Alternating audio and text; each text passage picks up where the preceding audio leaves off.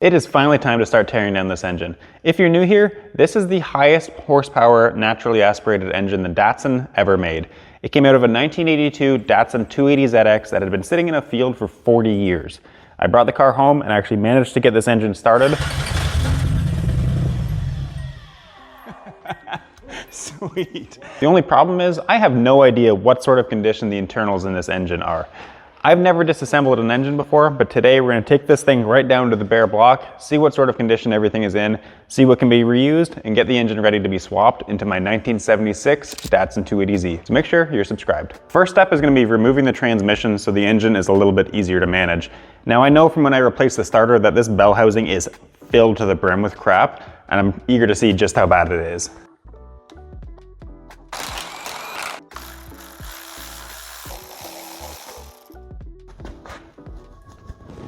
Look at that. This is after I had fully vacuumed it out, by the way. We gotta get this thing apart. There we go. Easy. Oh my God. Can you see that mouse nest in there?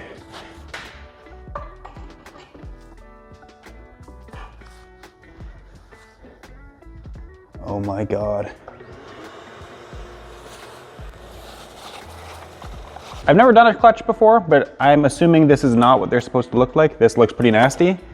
I don't even know if this is the right way to take it off. I'm just gonna start unbolting stuff.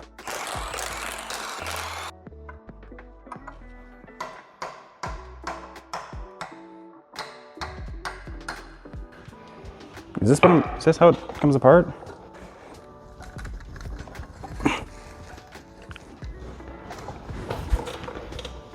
I'm assuming this friction plate should be replaced. Now how do we get it off of that little stud thing? That's how. Wow. Holy crap. This would be a single disc clutch, I assume, right? This is the clutch that I'm holding. This grabs it against the friction plate.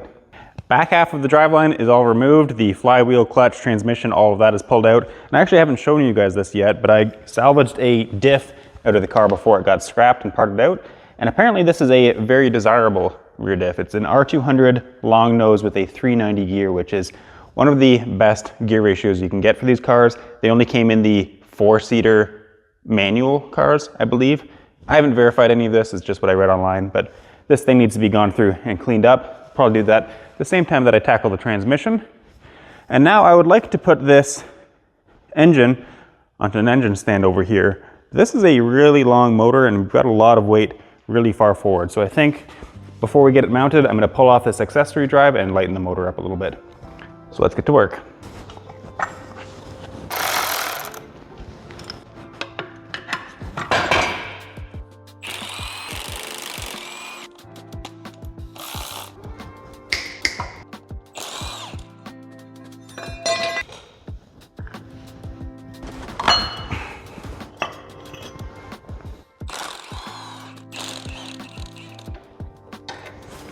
Got a long boy.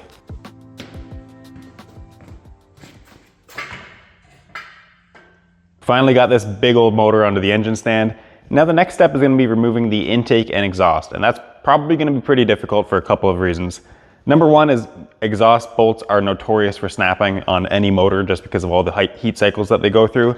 And number two, I don't actually know how to remove this. The hardware is buried in here somewhere among this rat's nest of wiring and vacuum hoses. So I think first thing we're gonna do, pull all of this stuff off of here. Hopefully I don't need to remember where any of it goes because I definitely will not be doing that. And then we'll find where the hardware is and start removing things. I got enough of the wiring out of the way to get the 3 upper bolts out of the intake manifold, which I believe there's only 3 of them. And then I removed the heat shield off of the exhaust manifold, and that should buy us enough room. The bolts are really hard to see. Some of those are going to be easier to get to than others, but I think I can get an impact on most of them, so hopefully they either break or they come out. Let's see.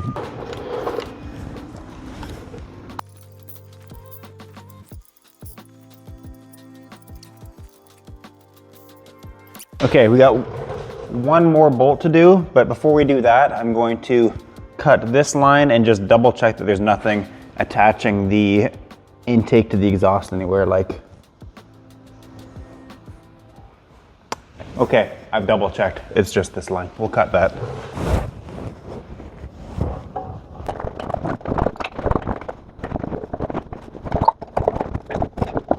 There we go.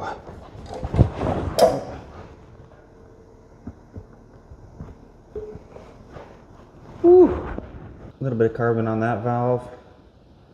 That one's pretty clean. That one almost looks oily. Oh, that one looks pretty nasty too. Well, this is why we're checking the engine apart to see what everything looks like inside before we put it in the car. Now, should be time to take off the exhaust. I really, really want to build a custom stainless header for this thing. I've never done it before, but I think that would look so sick. But that's probably going to depend on whether I go turbo or naturally aspirated with this motor. Still up in the air about that. I would love to hear what you guys think. Just old school classic NA would be pretty cool. My microphone's gone. Here's the magnet. Can you guys hear me? Did it fall out in the intake?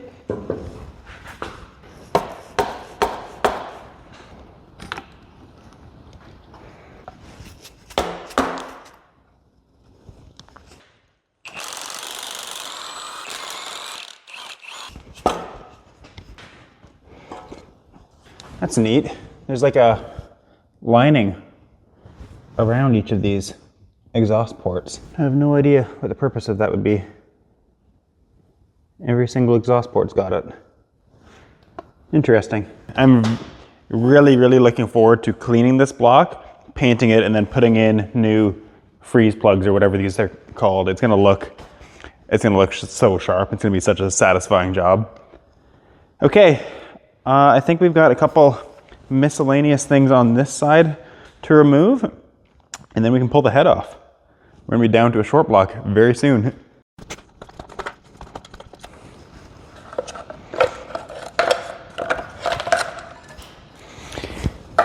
All right, got the factory turbo removed. These look like a little water pump or a electric turbo or something, but these are actually little fans because these motors are very prone to vapor locking into fuel rails. So this actually blows cool air across the fuel rails and tries to keep the fuel cool before it goes into the motor. Pretty clever idea. Now it's time to do the part I have been most excited about, and that is taking off the valve cover. I'm not only excited to pop this thing off and see what it looks like underneath, but I am dying to get this thing cleaned up and painted again. That is going to be such a satisfying job. It is absolutely disgusting right now. Let's pop this off, see what it looks like, and then we can pull the head from the block.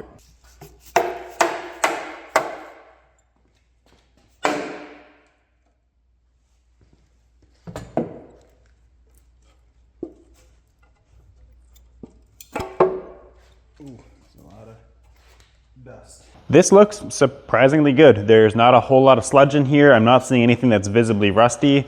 There is some like discoloration on the cam in some spots, but it feels smooth and it won't catch a nail.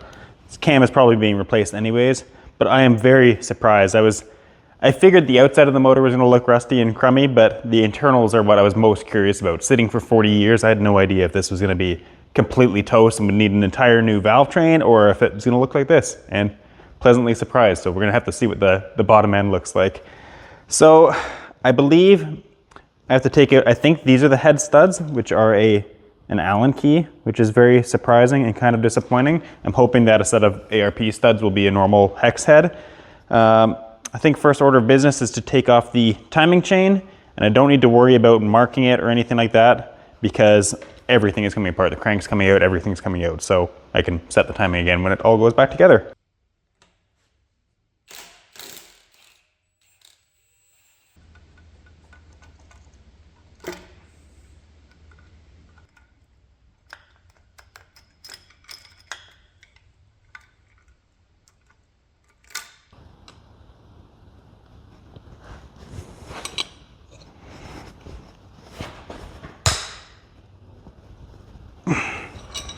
Did something. I also don't want to tip this whole motor over.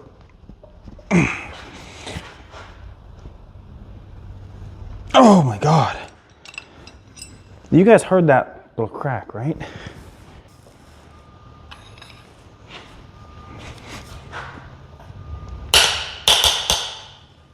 yeah.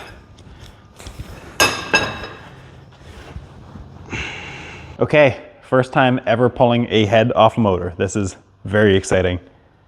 Probably haven't got all the hardware. I'm sure I missed something. I've got a little bed ready over there to tuck this thing in once we remove it. Let's see.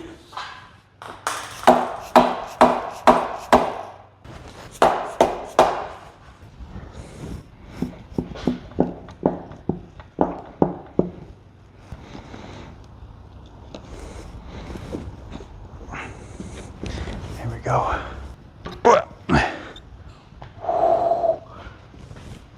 Okay.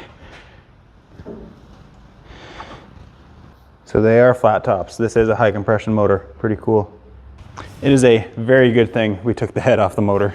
I believe these things are coolant passages, and every single one of them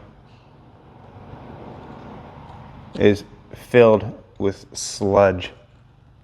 As far as the bottom end goes, it looks like all the pistons have some carbon on them, but you can even still see the cross hatching on that cylinder. Oh boys, this is good news.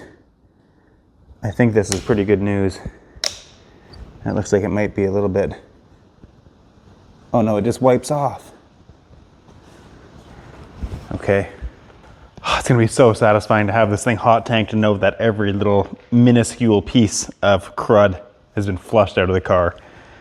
I think it's time to flip this motor over, drain the oil, flip the motor over, and then we can access the crank and start pulling the pistons and rods out of this thing. That's crazy. This thing was sitting in a field a couple months ago and it had been there for 40 years. And now it's here getting refreshed, getting a new life. That's so cool.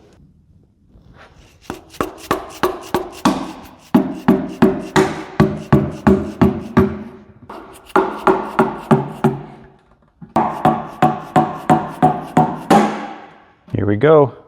Oh, I did snap a bolt. I didn't even realize.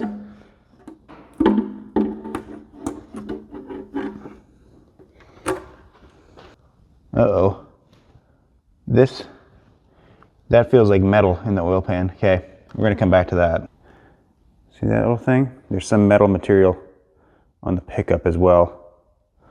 Huh. I wonder what that's from. It is super cool finally getting to see the bottom end of this thing.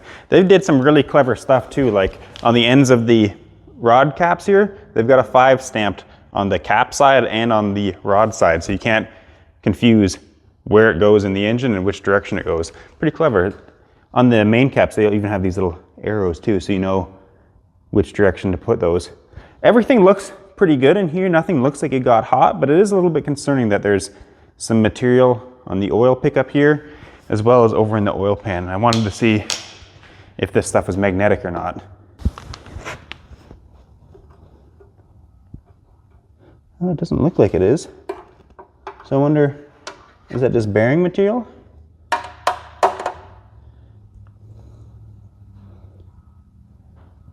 Yeah, no metal in that. Okay, so I wonder if it started having like a rod bearing going, maybe that's why it was parked all those years ago. I have no idea. I'm not a doctor, but let's get this thing pulled apart. Doesn't really matter anyways because it's getting rebuilt. Maybe we'll find some evidence once we get the rods out.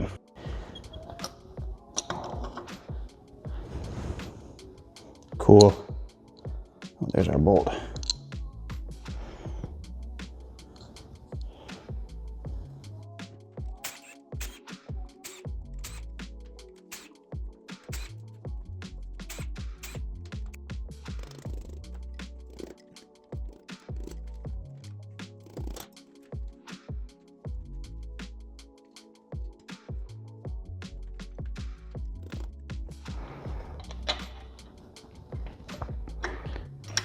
I'm not prying on any bearing surfaces, by the way.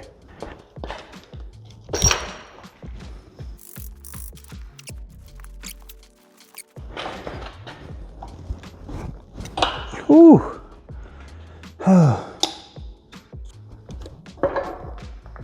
Oh my God, that's way heavier than I expected.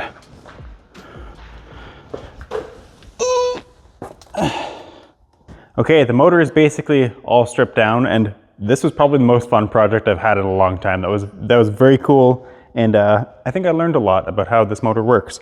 So this is gonna get shipped off, get hot tanked, you're gonna get it all cleaned up, and next time you guys see this motor, we're gonna be rebuilding it. Thanks for watching.